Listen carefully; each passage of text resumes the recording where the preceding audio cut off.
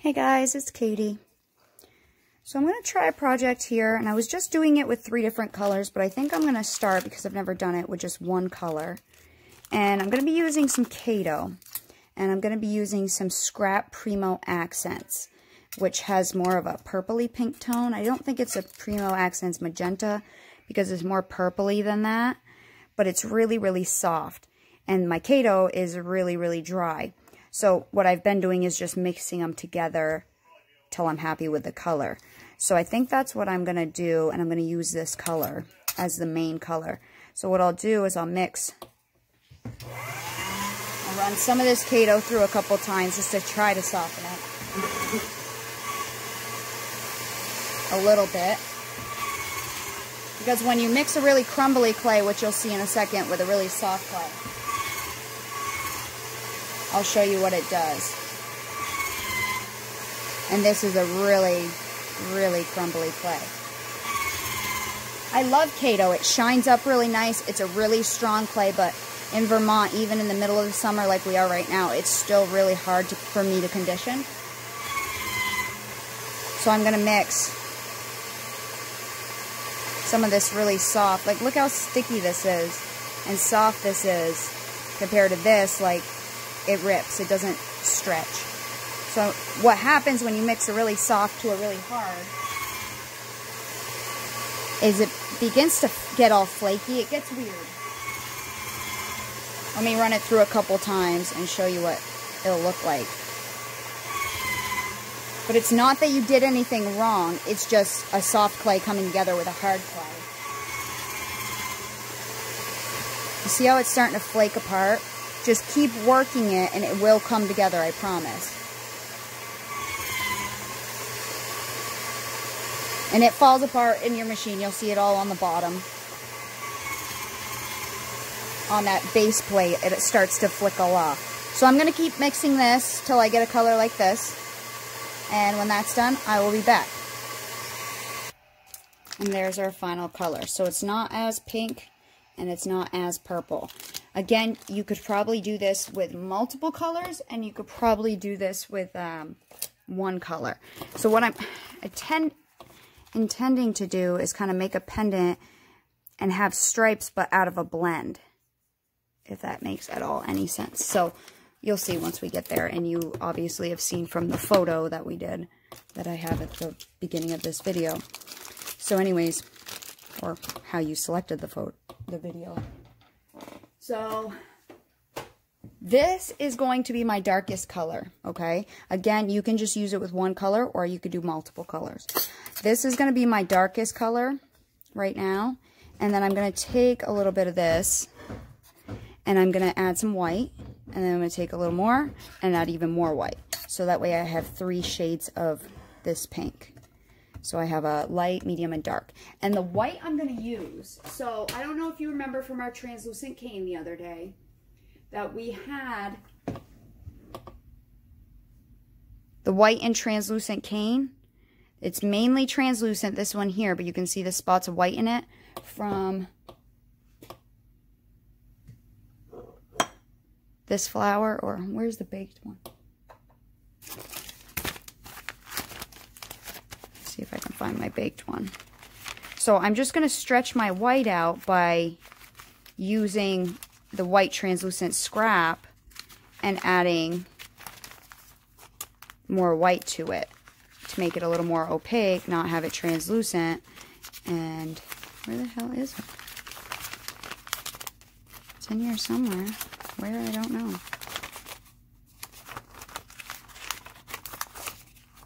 No clue.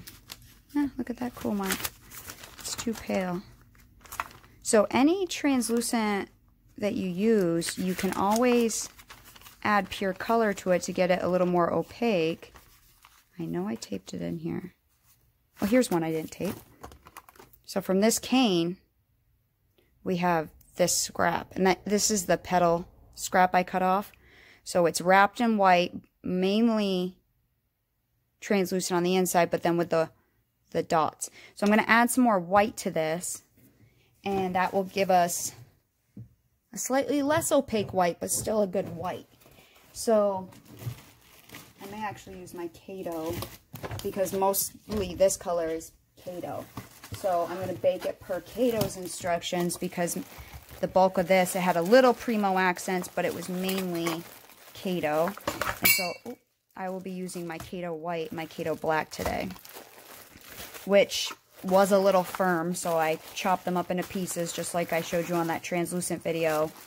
And I added some clay softener to it. So let's take some of my white and let's add that in. So I'll blend this up here in with my white, and then this will be pretty well opaque white, if this makes any sense to you guys. And I'm actually going to even mix more than this because we're going to need more white later. So rather than have to deal with it later. But again, just another way to stretch your clay out by adding. So if this was black in here, I could have added more black. If this was purple, I could add more purple. You know, it will be slightly more translucent than it would have been as a pure color. But you might as well use it because what else are you going to do with that? The translucent and whatever color scraps. So if you add enough of your pure color to it, it'll be opaque. Or you just use pure white. I mean, you can just use pure white. But if you have scraps like this, use them. I mean, that Primo that I was adding was a scrap. So I like to use up my scraps instead of just out of the package color. So now by using, you know, a third of the amount of white to the white translucent scrap, I have a good amount of white. And if you're not sure if it's opaque enough for you, just take a little tiny piece and bake it for 20 minutes or so, just to see, until you get the feel of how much you have to add. Because I like translucent canes, so I would make a lot of them, and then I had all this translucent scrap. And even with my lace, my white lace cane I did a long time ago, that was a translucent white scrap. So, you know, from those 2 translucent flowers I just recently made, I only showed one of the videos, I have all of this translucent white scrap, and I might as well just add some white to it to get more white and stretch my white out. What else would you do with that? You know what I mean? Other than make a bunch of backings and a bunch of lentil beads and things like that, which I did, but still, you know. So I'm going to take maybe that much, a little strip of this, and I'm going to take more of it and put it in the light batch, and then less of it and put it in the medium batch. And I just want a light, medium, and dark. Okay. And again, you can use one color, you can use variations of one color like this, or you can use 3 different colors. First time I'm making it, I'm going to just go with a variation. So I have a light, a medium. I almost wonder if I should just lighten that up a tad more. I'm just afraid if it's too close, you won't see what I'm trying to do. I'm going to add just a hair more. I think I just need to go slightly, trying to get rid of the glare. Yeah, I think that's too close. Let me just add a tad more. So to actually get a little more difference between the 3, I had to really lighten up my light even more. So light, medium, dark. And all we're going to do now is make 3 different Skinner blends. So we're going to, let me start with my pink because my hands are all pink. Do the Skinner blends however you usually do it, whether it's a triangle or, I was doing blue clay before this. And then I decided I was going to do a pink, purple, and blue one. But then I decided just to go with one color until I know how it's going to work. So I had blue under my nails. But anyways, I tend to do the teardrop Skinner blend. You can do whatever one you want. You can do the triangles. You can do, some people just overlap them a little bit. You can kind of do it however you want. We're just going to do 3 different Skinner blends. We're going to do them between the color in the middle and then white on one end and black on the other end. And you don't need to have even amounts of each. I probably won't even use all of this that I'm going to make. I'll probably mix it back up and get whatever color that comes out with, and then that will be my scrap box for next time too. So I'll probably only make 1 or 2. That's what I usually do.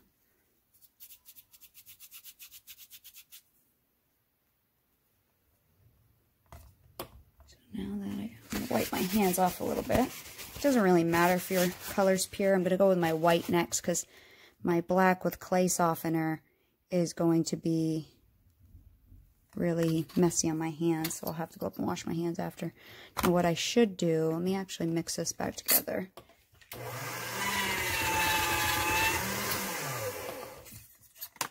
Is I'm going to take strips of each.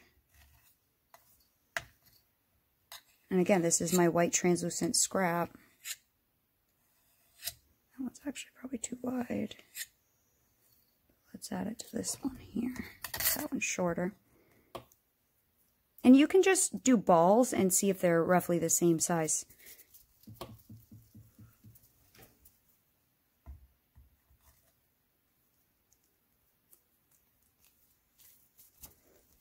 If you want the same amount of white and black in each blend. But you'll be able to cut it off later if you have too much black or too much something. I'm tinging this white pink, but it won't really matter because we're doing a Skinner blend, so it's going to blend anyways.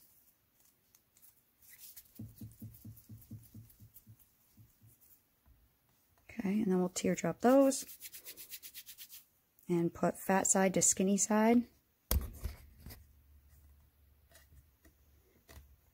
I think Cindy Leitz came up with this from Polymer Clay Tutor. I believe that's where I learned it from. I don't know if she actually invented it or whatever, but whatever. I don't think it really matters who invented things, but some people really feel like it's important. Okay, and then we'll do the same thing with the black as well. So my black balls are a little bit smaller because I don't want them to eat up, so you just got to make them a little longer. And before I actually mess with all these blends, I'm going to wash my hands, but you just have to make them a little longer and skinnier to kind of go up all the way to the end. Like this. There's one blend. Yeah, I'm definitely going to go wash my hands. And wipe my pasta machine out with a paper towel with a little alcohol on it. Just from the bottom, if you run your fingers on your pasta machine with a paper towel or a paper towel with a little alcohol, you can clean out that color that you've been using. Not have to do like a full clean, because I don't do a take apart my machine very often, maybe once or twice a year. But just by taking your paper towel and putting your finger in it and rubbing it in between the two rollers, you can clean quite a bit off. But adjust your settings. Do it on setting 0, do it on setting 1, setting 3. You know, kind of go down through your settings, because as you bring those rollers together, you'll be able to wipe more and then bring it back up to a 0 as well. So fat, skinny, kind of all the way down. And then we'll run these through our pasta machine. First, because they're a little fat, I'm going to flatten them out just a hair, just so my machine doesn't strain as much to get them through. And always, when you're doing a Skinner blend, whether you're doing it with triangles, you know, obviously if you measure perfect amounts, you'll be more even on your blends, but I just don't work like that with polymer clay. So you want to put it through where all 3 colors are touching the roller. Never just the black, never just the white. Otherwise, then you'll make one solid color. So we're going to run it through. If you have your colors vertical with the shorter end, or the all 3 colors touch the rollers like this. Put that through on setting 0. And again, oops, my scrap clay bag's falling out. Fold vertically up, and then again put it where all 3 colors are touching the roller. And you're going to keep doing this over and over until you get a nice blend. Now, because I'm using scrap clay, you'll get air bubbles more often, so just take your blade and slice it and kind of massage it out of there if you see them. It's just kind of good practice to do it while you're blending. And you know, scrap clay, you'll definitely get more air bubbles than clay right out of the box. I also find summertime you get more air bubbles than in the winter time, just because the clay is so sticky. So I'm going to keep doing this with all 3 of these. until I have a nice even blend on them. A lot of times I go with more of a chunkier blend, but I think I'm going to try to get as smooth as I can. A lot of times I push in these sides to keep the blend narrower this way and longer this way, because if it gets wider, it also gets shorter, so you have less to fold over. So I prefer to just push in the sides each time, because I don't like when it fills up my whole machine. For some reason, some people love to fill up their whole machine. I do not like to, so I just do this every time. And remember, if you're mixing black with certain colors like yellow, even in paint, black and yellow a lot of times gives you some type of green. So just so you know, as you're mixing, you know, if you're going to do this with a yellow tone, you might end up with more greens. Yellow on this end, but then green down here, which may look cool in this type of thing anyways. So I'm going to blend all of these up and I will be back. Now, you can totally just skip ahead. Maybe I'll make a note when I come back. You don't need to watch all of this. You can just pick a color and do it. But a lot of people like to know why I'm doing certain things, so that's why I don't skip anything, because I cannot assume people know every little bit. Now, it's been like an hour or so because it stopped raining, and I ordered some hydrangeas the other day, and they came in, and I had to get the last one in the ground. I didn't finish last night before it got dark. So, thinking about this and adding the white and the black, you know, it's going to blend in the middle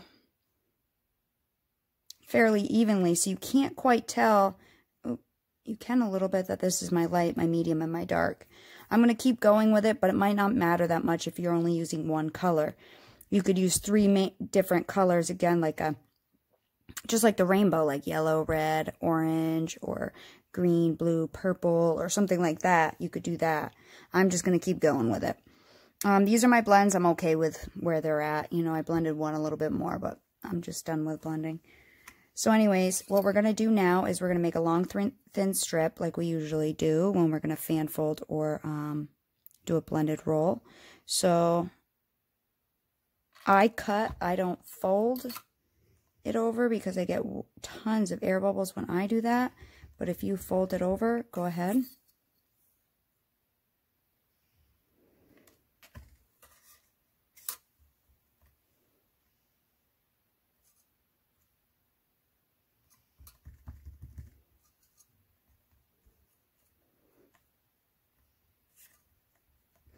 I'll just fold over this little end part. So that's our medium. We're going to do the same thing with the light and the dark. Then we're going to run it through our pasta machine. First, you got to thin it out a little bit, otherwise it's going to be too thick for the machine to handle. We're going to run it through our pasta machine so it can get to a thinness that you can handle. Some people don't like to go super thin, so don't go super thin. Depending on the time of the year, you might not be able to go super thin. So just go as thin as you could possibly handle, and then all we're going to be doing is fan folding this out. Or fan folding it up, I should say. So let me get all my stuff out of the way so I can drag it across my desk. Here, okay. I'm going to run it through starting on setting 0. And going down probably to a 6. The thinner you can get it, the smoother of a fan fold it will be, but it makes it harder to work with. So that's the kind of the downside of it. So let me start from a 0 and I'll tell you what thinness I get it to. So I got it to a 7, but it might be a little too sticky for that, so we'll see. So anyways, just fan folding, so back and forth. When it's this long, I kind of have to, you can't pick it up.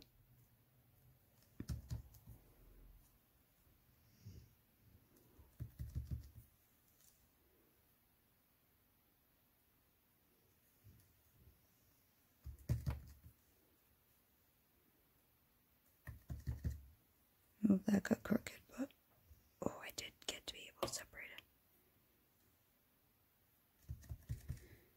So once it gets a little shorter, I'll pick it up and then just drag it back and forth. But when it's long like this, it makes it really hard to do that. Some people fan fold in the air all the time. I do not. I don't know. I prefer to have my block down. Let me move my end a little closer.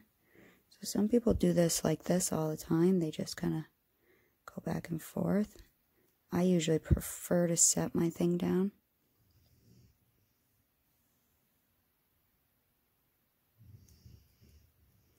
And 6 is usually the thinnest I go, but I did a 7 today.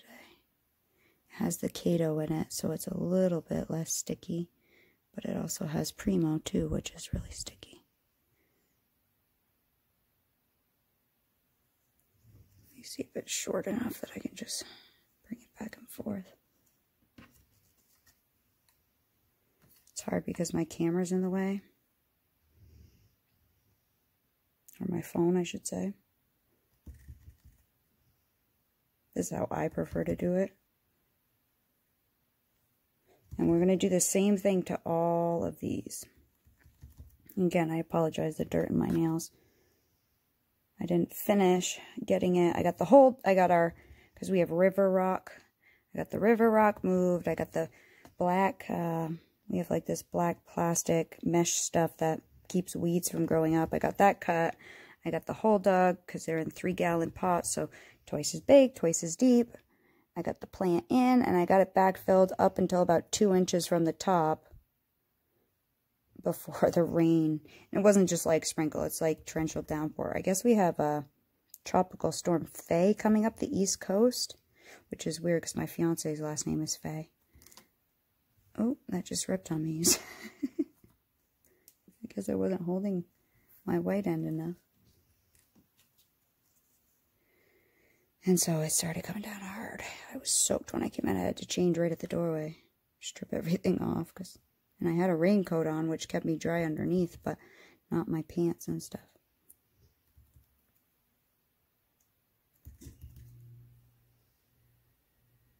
You know, try to pat out your air bubbles if you're able to before it sticks down. This is getting a little narrower here, but that's okay. We'll make do. The strip is getting skinnier as I've been holding it in the air.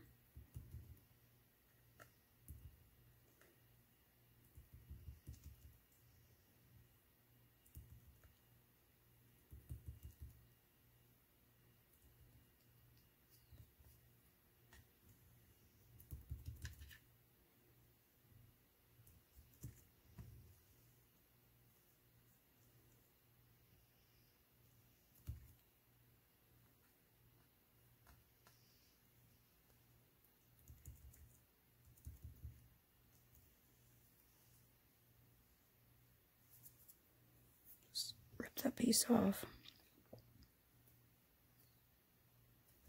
And don't worry if the sides aren't perfect. Yes, I mean, the more perfect you can make it, the better, but it's not the end of the world. So then just compress it a hair. Get it a little bit more even. And I'm going to do the rest with the other ones. And I'm going to leave this one sitting for now. And then we'll see how different they look when we can look at the fan fold to see if it's worth using 3 different shades or not. It might not even be worth doing that. So I'm going to do the same thing with these other ones, and I will be back. It's like, can you tell? I don't know. You could definitely tell that these two are different. Can you tell that these two are different? Not quite sure.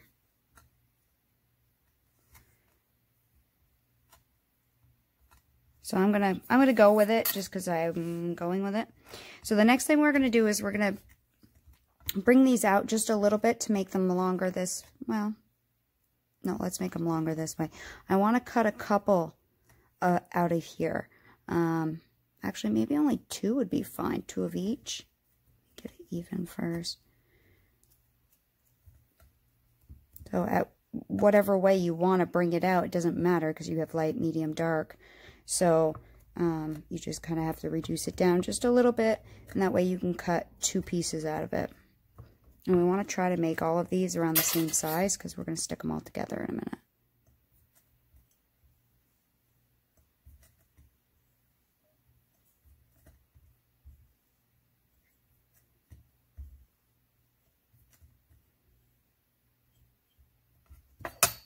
You can use like an acrylic block too. That works because that's an even, you know, an even surface. Like this.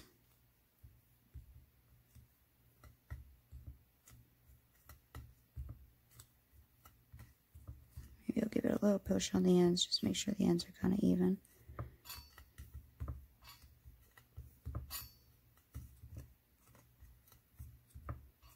Should be about good, even though it looks a little slanted. Might be time to give it a little break and get some food.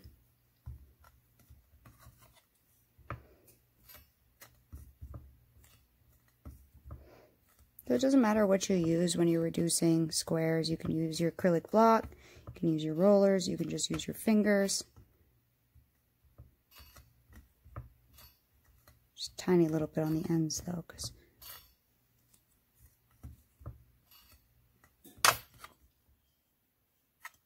at least on these ends, because I don't want to bring it back down. I just want to keep them kind of even. It's just like pushing your cane against the tile to flatten off the ends.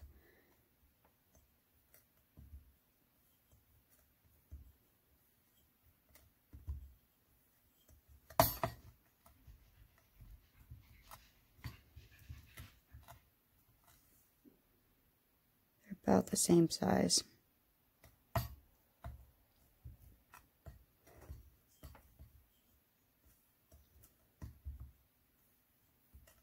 So we have dark on the bottom, light on the top. You know, and how much you do your Skinner blend is going to play a role as well. You know, that one I blended a lot more, so it has less white than these two. But if I decide I do want some white on that one, some pure white, I'll show you in a second what we can do.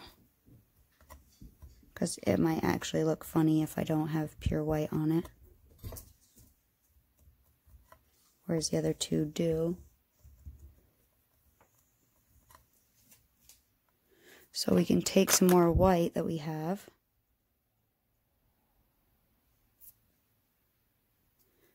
And let's put some white on this. Just roll this out into a thick setting. You know, it doesn't really matter.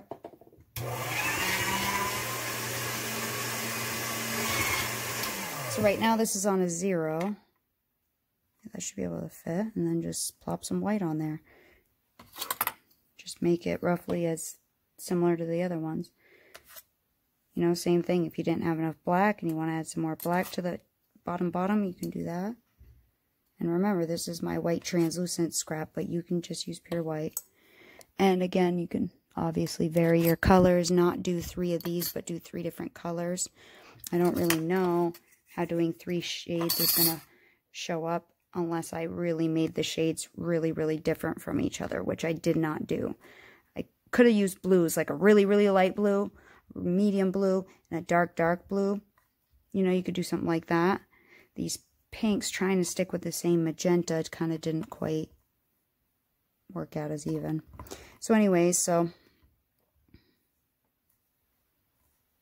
I want to get them about to the same size, all 3 of them.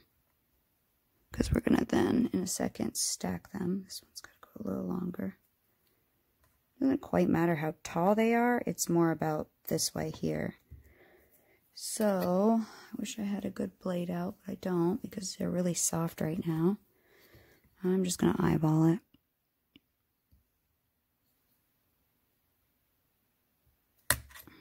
We're going to cut them in half. And it's okay that you see air through the layers there. It's okay. We'll be compressing this more. It's kind of cool, actually, looking, huh?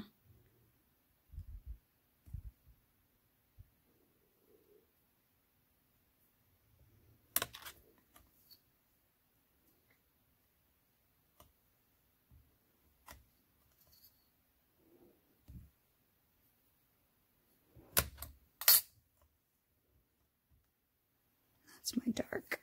Okay, and then we're going to stack them up. So I would say light on light. We'll do the 2 lights, but again, black to white, black to white. And then we'll do the 2 mediums.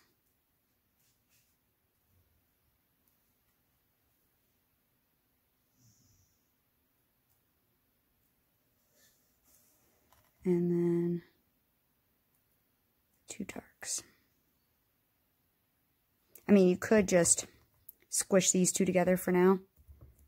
You know, it might make it easier than being that long.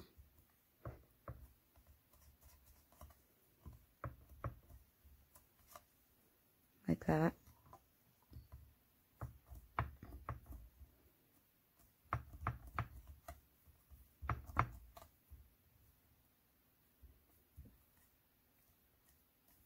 My black is a little stiffer than the white and the pink because it has more Kato. So it may reduce slower than the other colors when we reduce this eventually too. Which is fine. I don't mind waste because I use the waste all the time. And this, when this mixes up, it'll give me like a purpley pinky color. So our light, medium, and our dark. And you can tell. So I don't know, we'll just stick them on top of each other just like that, and then we're going to reduce it down nice and small, and then we'll cut strips out of it.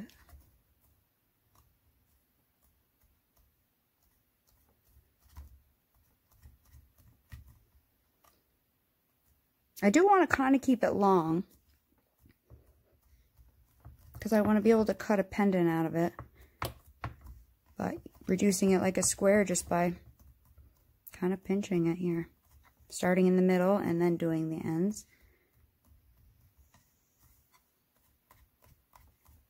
And they weren't perfectly even squares, so it may not be perfect, but that's okay. See, like, may not be perfect. It's totally fine. I could try to jam a little black triangle down in here. It looks like I was missing some black on that one.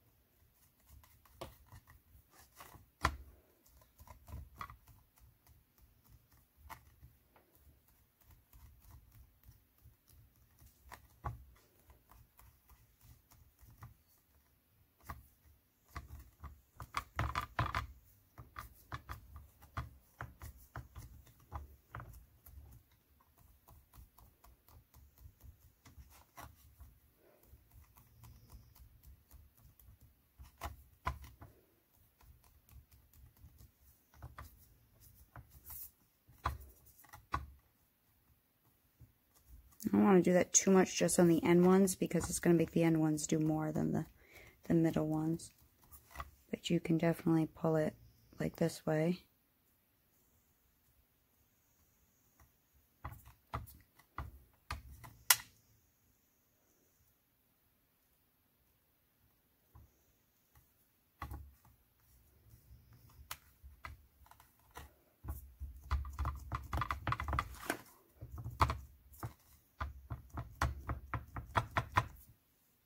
Can you tell it's a light, medium, dark?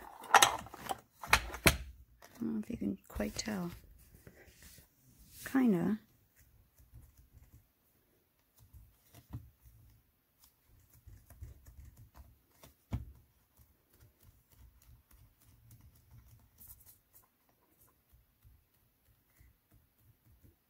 I mean, you can make your stripes thin or as thick as you want.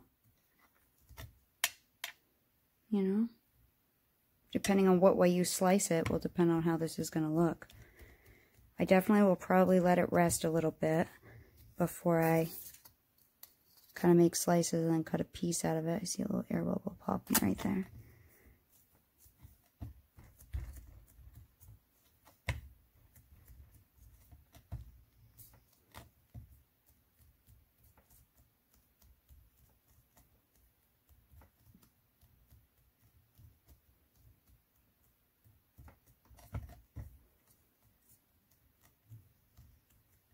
Remember, the ends are going to look messier than what's on the inside. Because we had a nice fan fold. These ends are going to look messier because your fan fold's not even.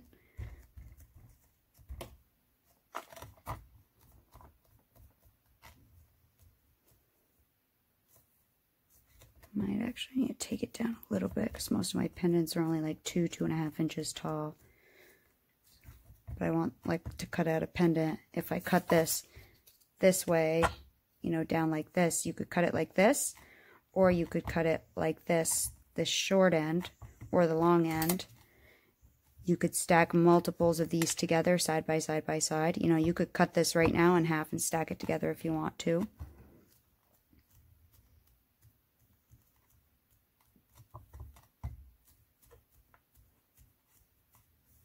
All kinds of options, and you can play so many different ways with a simple fan fold or a, you know, simple blended roll. Half of our flowers are made out of something like this, or blended rolls as well. Same kind of idea.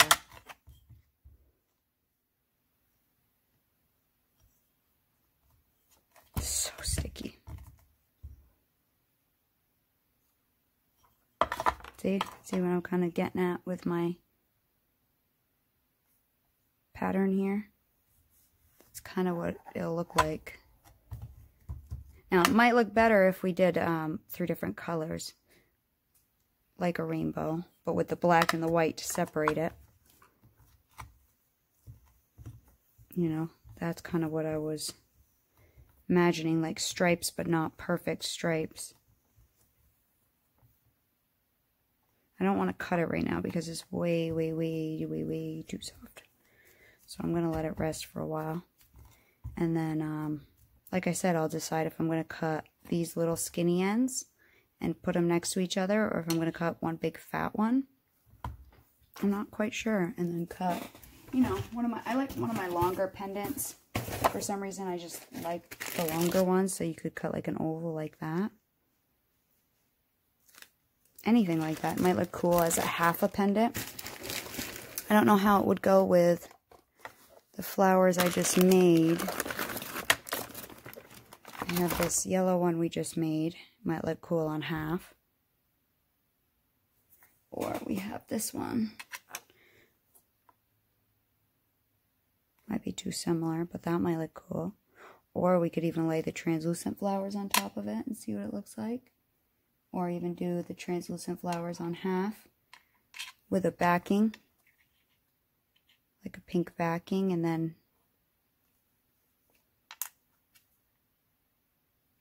I don't know, I'll have to think about it. Play around, why not? So I'll be back. Before I do anything else with that pink cane, I'm going to try doing 3 different colors. The only thing different I'm going to do, so I have this yellow, that was from this yellow flower. I cut off the yellow and translucent, and so I'm going to use that. I have this green scrap of some sort, I'm going to use that, and then this blue scrap. It's more dusty in real life than it is like true blue. Like, you know, it's more of a dusty blue. And I'm going to use that. I don't know if I'm going to go yellow, green, blue, or yellow, blue, green. Probably yellow, green, blue. And then the only thing different, I'm not going to use full black. I'm going to use this gray scrap. I have 2 different colored grays. I'm going to add a little more black to it. Maybe not even that much. Just so I get a dark gray. And then I'll use the white translucent mix again. And I'm going to do it in the same exact way. Make a Skinner blend for each one. And then I'll fan fold them, and I'll come back and we'll see what it looks like. I'm curious to see more of what it looks like with multiple colors. So I made this one. I don't really like it. I just don't know why. I kind of like that. I don't know. Could make a cool petal. Make it petal shape, or I could just cut it and have a blue and then mix these together. The scrap with the blue turns into like this gray blue. If you were just to keep your scrap for, I would probably mix these up because these will make you another green, and then keep this separate. Let's see how this looks. I don't know. I might have to, let me cut one of these ends. You choking over there?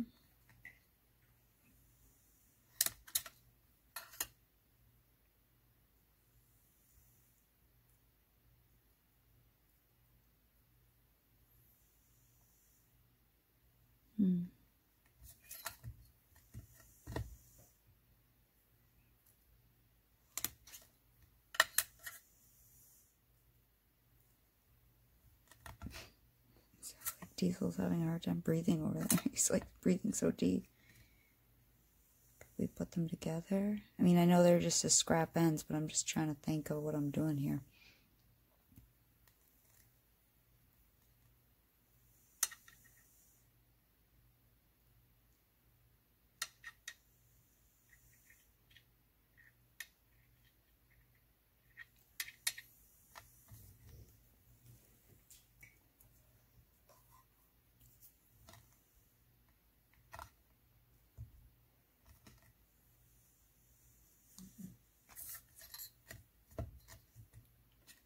With this, you could totally same way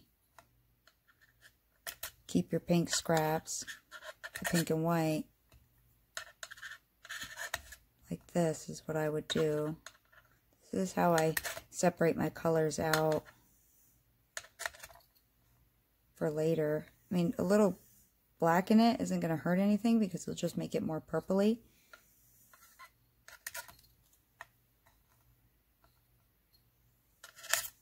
But if you want to keep some of the black out of it so it doesn't get as dark.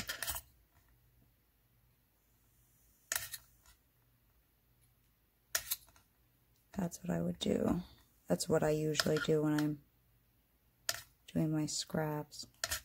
Or separating, like even a cane I didn't like, it didn't come out good, I'll cut off the translucent bits and I'll try to separate as much of the colors as I possibly can. I'll do the same thing with this.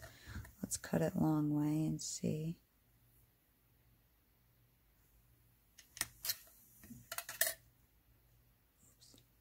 Everything's still so sticky. It's been resting for a little bit, but it's still really sticky.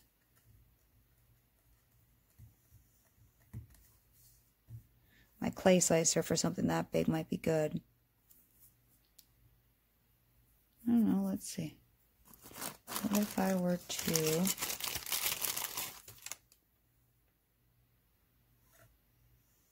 Might look cool, actually. Let's get a good slice. Let me get my clay slicer out and I'll get a good slice of it. And, yeah, we'll see what it looks like. And you know what, while I'm at it, I'll show you how to use one of these glue-on bales that I don't really glue on. You just sandwich it between 2 layers of clay, so maybe we'll use one of those. I think what I'm going to do with the backing, I'm going to do, so let me show you. The light bits mix up to something like this. The dark bits mix up to something like this. If you mix from the green down without taking the gray out, you get a color like I started with in the middle there. And if you don't take the gray out and just do the blue, you get that. You could cut the gray out, again, to get more of a pure or a brighter green if you want. So I have a slice here. And I think what I'm going to try, so one of those, I'm going to leave one slice, and then I have not a perfectly even slice. What if I lentil this up and use this for the back of one side, and then we sandwich it? So maybe I'll use this dark color.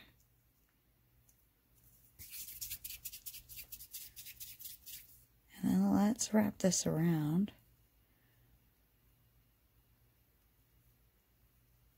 Doesn't need to be perfect. We're going to just swirl it anyways. Just see what happens. Kind of like this darker side better, so I'm going to chuck the lighter side in.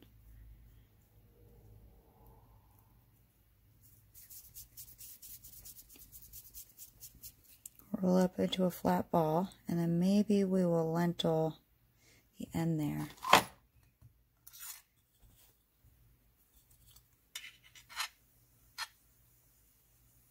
And everything's super soft, like I'm even having trouble with my clay slicer because everything's so soft.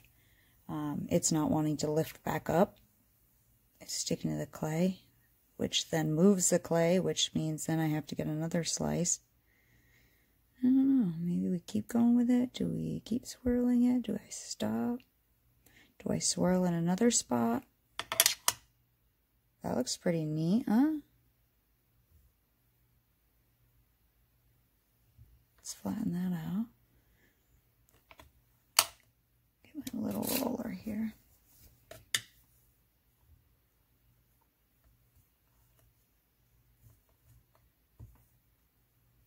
I want to make it longer, if anything, because I'm going to do a long pendant out of this. Yeah, that actually looks pretty neat. I actually might make one.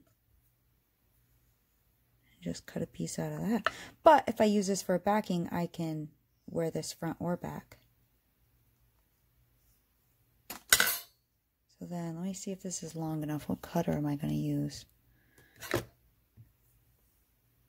Just make sure it's also even.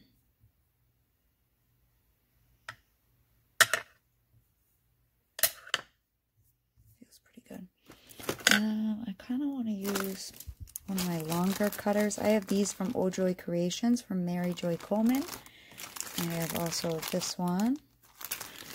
I think this one might look cool with a longer cutter, but I don't know if I want it that long. But I kind of like the... See, I kind of, and I should tell her this, I haven't. But if they get shorter, I wish they also got a little, just a little fatter. But I could use this one because it's fatter down here, and I could cut the top off. So let's first, I might make another one of these lentils and use a fat bead. Now you could do it on the side. You don't need to have the swirl in there.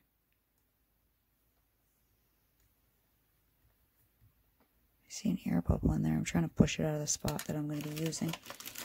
Okay, so anyways.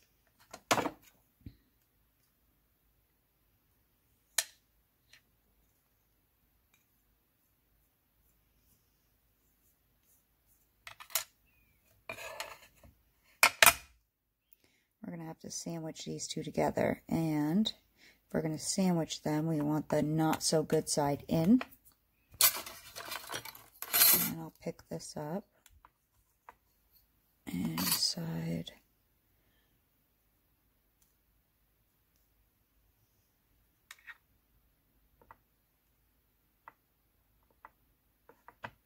I'll lay that on.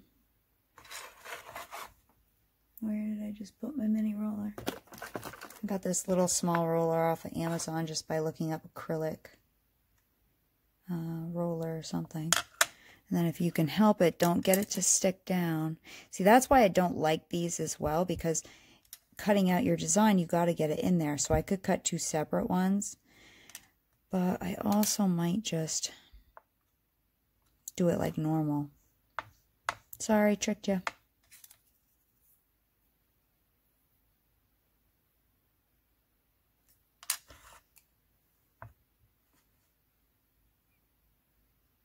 I should have cut them out, each piece separately, with my cutter, and then sandwiched them with that in the middle, but I didn't, because I don't use those very often. I do want this to be straight. But I think I'm going to cut that bubble off anyways. Now, I do have to say her cutters are not the sharpest. She does do a lot of sanding and everything. She tries her best. You know, but they're not the sharpest cutters. So, what I tend to do is take my craft knife, before I pull it out, just run it around the edge. Because it almost makes it blunt. It doesn't actually cut. Unless you're doing a thin piece. And right now, with how soft everything is.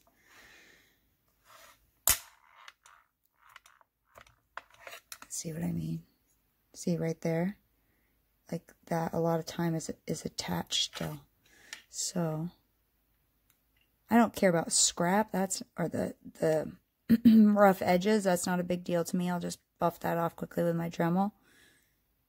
But I have to get the back separated. I have to get the excess separated out, and that can be hard. And then I think I'm going to cut it off right here.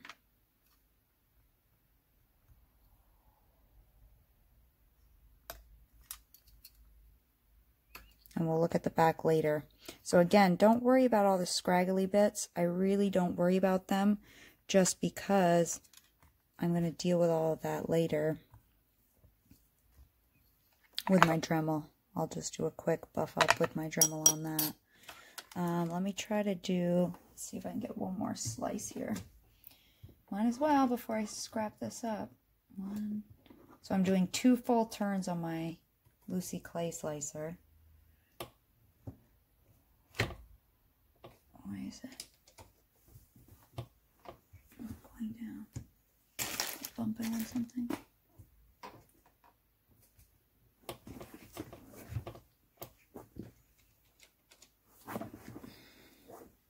I do still have some air in there, so I'm just kind of pushing it out.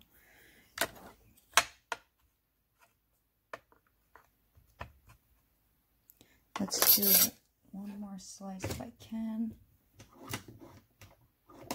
Which I know I can, I have plenty. Today was just kind of an experimental day. Really.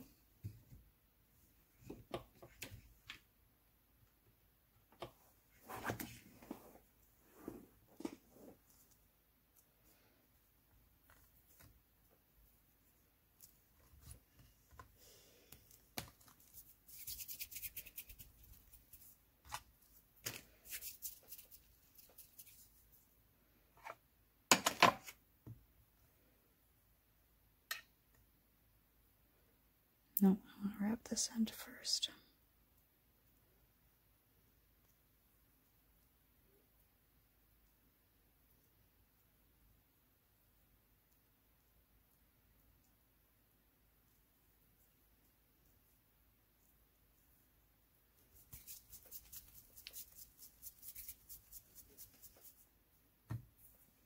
It's kind of cool. It looks like a beach ball. Like a really cool looking beach ball. Let's see what it looks like if we lentil right there where that it all met together.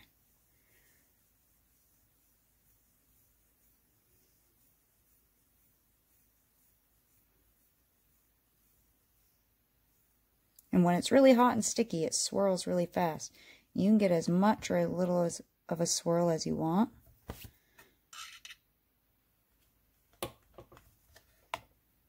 Okay, so again, we should roll it out. I don't know what cutter. I'm going to use a different cutter this time.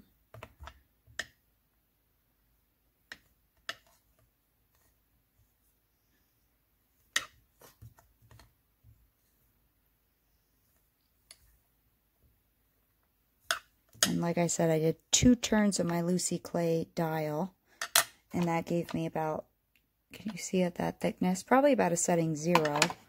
So I don't want this pendant to be too thick.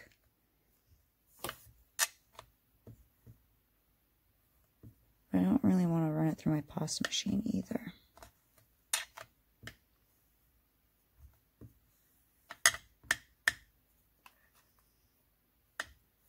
I have a little more control this way.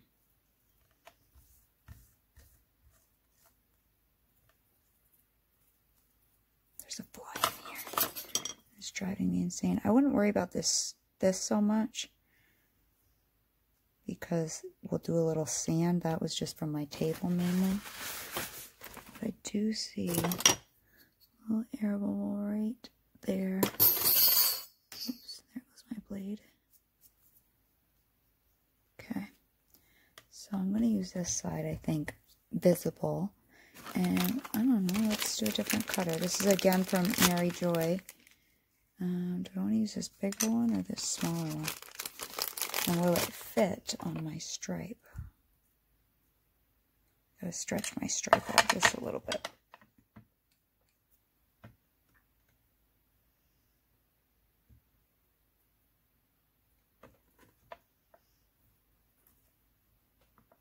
I do kind of like the dark pink edge better, so I'm gonna stretch that out a little bit.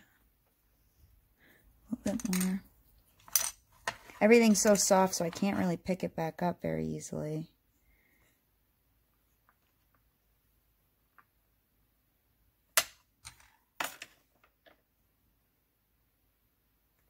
And I really don't know what shape this is called. Just check our site, Oh Joy Creations. You can just Google it and it'll pop up.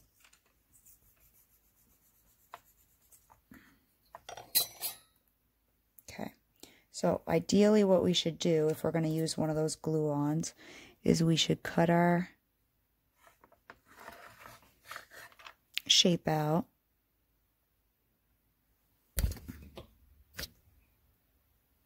Of this one. See, I don't like cutting my shapes out. And picking them up. I don't like to do that because I find I distort it a lot. So that's why I tend not to use these. Because you have to pick them up and sandwich something in between and blah, blah, blah. And with how soft everything is right now. I mean, it's so freaking soft, it's not even funny. Everything is really, it's summertime. It's 80% humidity today. We were almost 100 degrees yesterday, which is really hot for our state.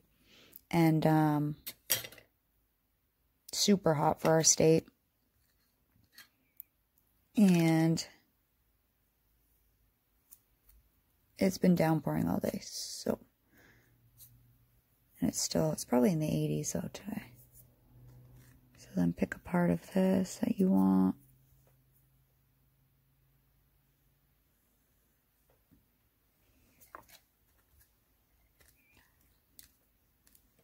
See, I don't like to jiggle my cutter either. Some people would be like, oh, just jiggle it around. Because as it moves around, it's also going to distort your shape. So that's why I don't like to jiggle the cutter. You might actually be able to get it to cut through the clay if you do jiggle it, but I don't like to jiggle it. Because I find it distorts the shape more. Especially when you're sticking two together, you want to try not to distort them as much as possible. So then I'll take this thicker one. I'll just tuck these sides under a little bit, these scrap edges. And then you would set whatever way you want towards the front. If you want this towards the front or that. I might make this towards the front. I kind of like the swirliness of it. See, that's what I like about also using a jump ring, is it's reversible. This is not reversible, because well, I mean, I guess it is, but you see how that comes forward? It's less reversible looking, because from this side, once you put the other piece, well, I'll show you. Hang on, let's put the other piece of clay on. So set it in the center, just set it on there. It looks about centered. Pick your other one up. And again, for doing this, leaving your scrap on the edges is kind of not ideal. Having all this scrap on the edges. So if you're not on camera, just be neat about it and cut it off first. If I wasn't picking it up, I would just leave it and bake it and trim it off later with my Dremel. It only takes a half a second, like literally. And then you're going to sandwich the two together. See, again, with this type of technique, you can't recut these if the shape distorts because that metal's in the way. So the only way you'd be able to change it is with either your fingers or your Dremel.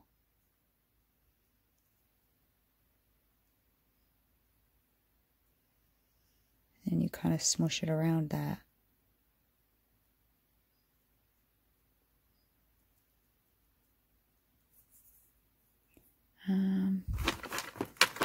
See, I'm not a big fan of the glue-on bail. And again, you see how it's rounded towards the front. You see that? You can still see it under there because you can't push too hard to set either one in because you'll dent your piece. So that's why I'm not a big fan of these so-called glue-on or ones that people say you can fit in. You can do wires and there's all kinds of them. And I was showing you last week, there's all kinds of types of bails. I still prefer the drill a hole and use a jump ring. I did order some smaller pinch bails, so maybe I'll like them a little bit more. But I don't really like pinch bails. I have like 2 different kinds as of now, and I don't like them. I think they're too big. But it may just be the ones I have. So then also, you're going to bake this one. See, from all that touching, I got all kinds of shit all over it. Maybe we'll be able to sand it out. Maybe I should try to slice it out.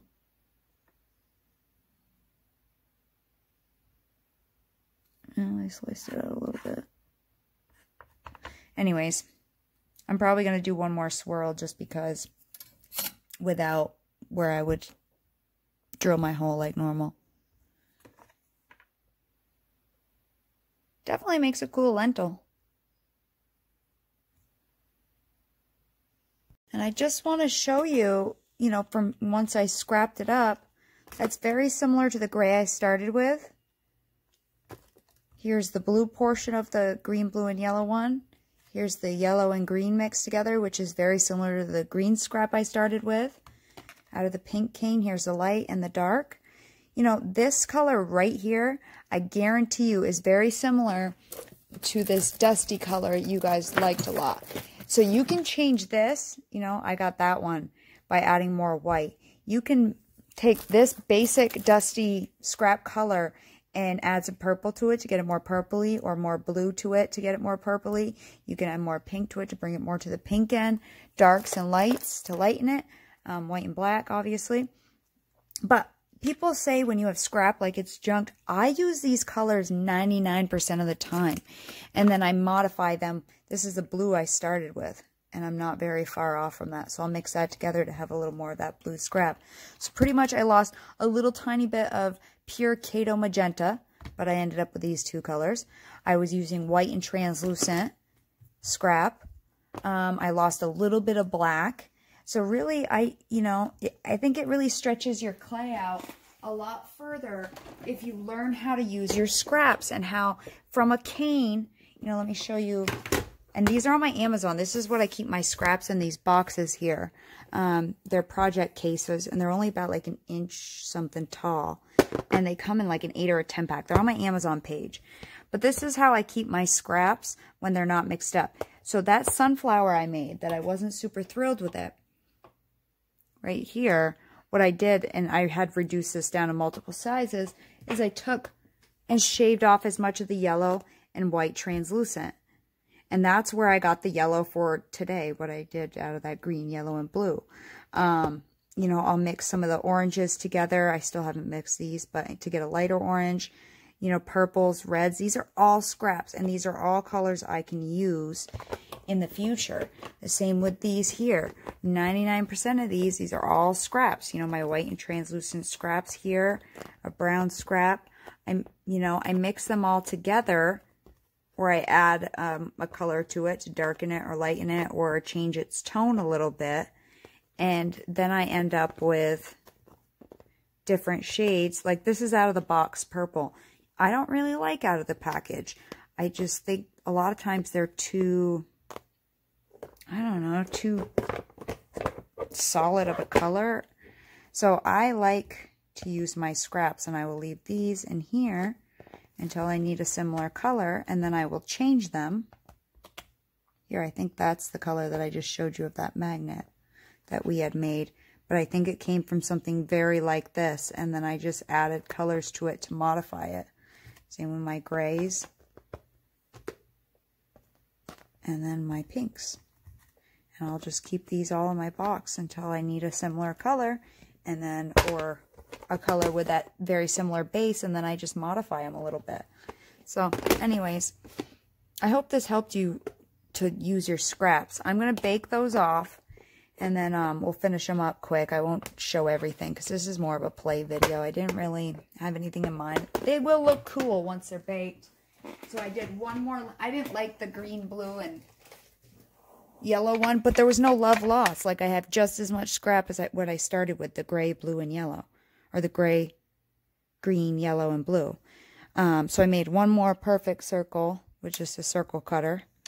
And then I have the two that we made, so I'll bake these up. And then I'll do a light sand on them, buff, and then we'll drill holes in the ones we need to drill holes. So they're all out of the oven and baked now. I did a swirly little swirly one. This one here. And then we got this guy, which actually both sides are quite cool. But I made this one to be visible there. I've actually never made a true just flat round at all. So I'm going to sand them. I'm going to use my skill sander. Again, we've gone over this before, but I'll do it again because I don't know which ones people actually watch until the end. That's the problem. I'm only going to show it when I do it, so at the end. They're not super rough, so I'll probably start at 400. I'll go 400, 600, 800, 400. This is my 600 right here. It's a round. These are Velcro, or it's also called hook and loop for my skill sander, which really helps my hands. It makes the sanding so fast. So if you can't find it in the rectangle, then you can get them in the round. So with this, I've already used this one a couple times. As long as you don't oversaturate, they stay wet or they stay good for a while. The only problem I do find with them, if it gets too wet, the Velcro will pull off from the sandpaper. So don't oversaturate it. Just get your pendant wet, enough to keep the dust down. And I have just a bowl of water, and which needs to be changed because I used it like a week ago. So just enough to keep your piece, the dust from floating pretty much, and to keep your sandpaper from getting all gunked up. And then if I need more water, I just tap it with my fingers. Ready? This is pretty quick. Here, let me do the bigger one on camera. I want to get this done tonight before I do my nails.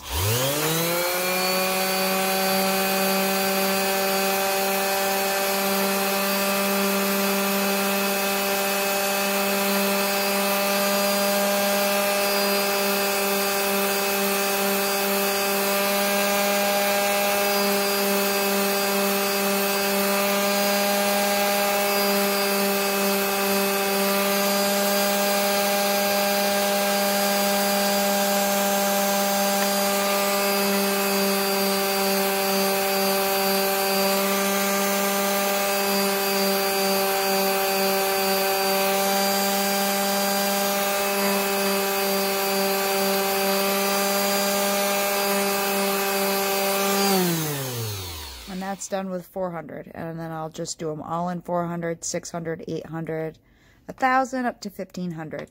People ask me, maybe up to 1,500. I may stop at 1,000. I don't know. It depends how smooth I want to get them. People ask me all the time, how do you know when you're done sanding? Feel it with your fingers before, feel it with your fingers after. I don't really know. I just stop when I feel like I got it all. So I'm going to do all of these, fronts and backs, and when they're done, we'll smooth and buff them up with my Dremel. Some people don't even sand if they're going to resin. I find if it looks better before I resin, it's going to look better after I resin. So I'm going to do these, and I'll keep track of how long this actually took me real time.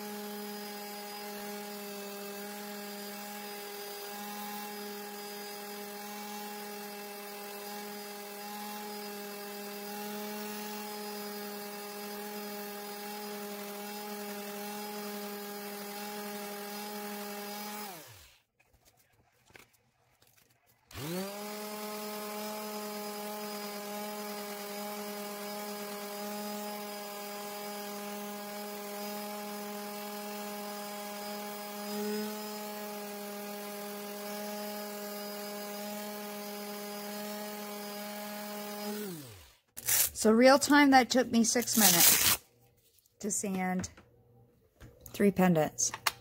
It's not too bad. So I'm going to clean up and I'll be right back. And before I started using my Dremel to buff, I have sandpaper all the way up to 10,000 if I wanted to try to get as high of a shine as I could. But I don't do that anymore because I use my Dremel and it saves so much time. So I sanded 400, 600, 800, up to 1,000. And, you know, we got a little sheen. This one was really domed because of the plastic cutter and how thick it is. So I was trying to flatten it off to make it easier resining.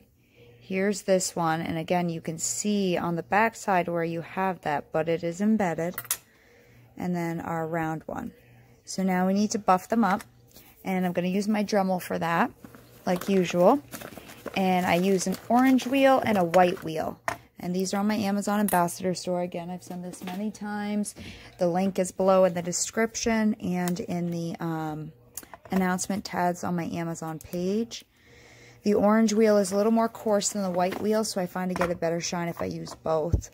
I'm going to bring you over my legs, and yes, I have shorts on. So, anyways, so I'm going to do my edges, you know, because the edges are kind of jaggedy and rough.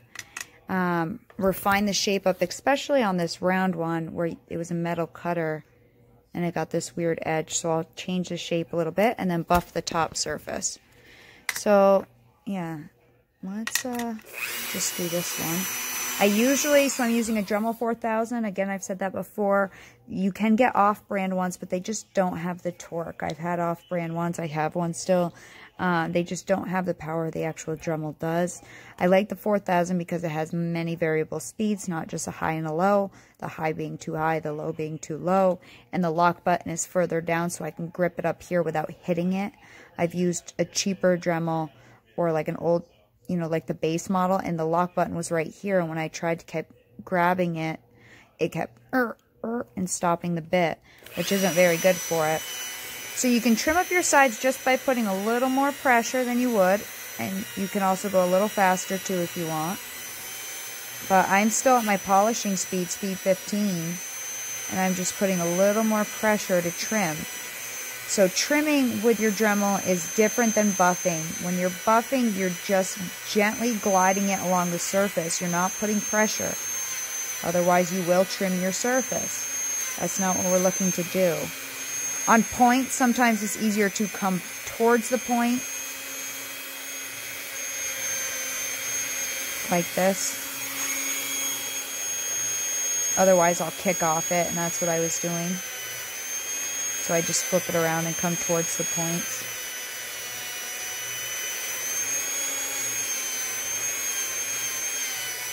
Thin this end a little bit. It kind of got a little flared.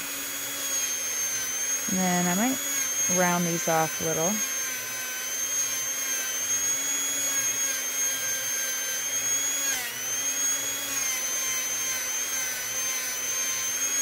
I'm using my thumb to control what I'm doing when I'm trimming.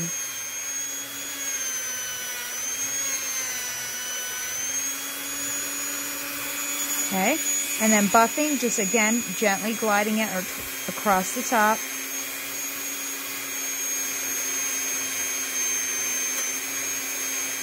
And again, this one's more domed. It's not so flat on the top, so just gently gliding it across the top.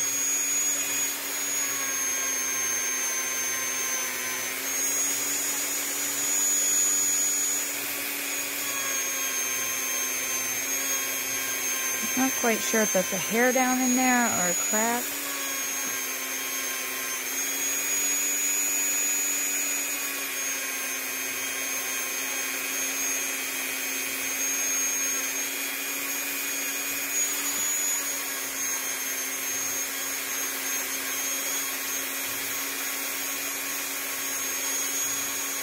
I didn't sand my sides, so they won't get as shiny as the top will, but I still tend to buff them when it's this thick.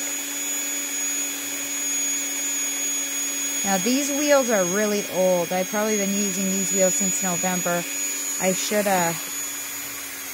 change them out because just like a toothbrush, it gets old and beat up and I've been thinking I gotta change them out, and I just haven't. But when you order a bag of them, you get a whole bunch in a bag. You know, like 15 or 20 of each orange and white, so you get plenty. And I only change out like once every 6 months. That said, I'm not mass producing any pieces, just because that's not why I do any of this. I do this for personal fun. So I'm going to keep doing this with the orange one until I'm happy. Again, we're going to resin, so that should help shine it up too. But like I said, resin's a magnifying glass, so if you can get it looking better before, you definitely want to. So I'm going to keep going with that. And I'll do the back as well, and then I'll be back and we'll do the white one. I am going to switch them out just because they're getting so old. So here, it comes in a pack with both of them. And you get a lot in the package, and they're like not very expensive. And again, they're on my Amazon. And before I bought these, I found that I would use just a white one, a different brand, and it didn't work as well as the orange and the white. But look at the difference between them. I think I've only ever used 3. I think I change them roughly every like 6 months or so. But look at the difference. So I'm going to just show you. Some people ask me if things go flying all the time, stuff like that. It's not too bad. You know, the first couple of times, yes, a little bit more will go flying. Look at my white one too. Look how different that looks. Isn't that crazy? A little bit will go flying, but it's not too bad. Or it hasn't been on my other. I've probably only used 2 or 3. So let's check it out and see. But they do work better when they're new. So they're going to be a lot more coarse when they're new. So what I tend to do is keep my old one, because the orange is much more coarse. You see how it's, you can see it? You can trim really well with these too.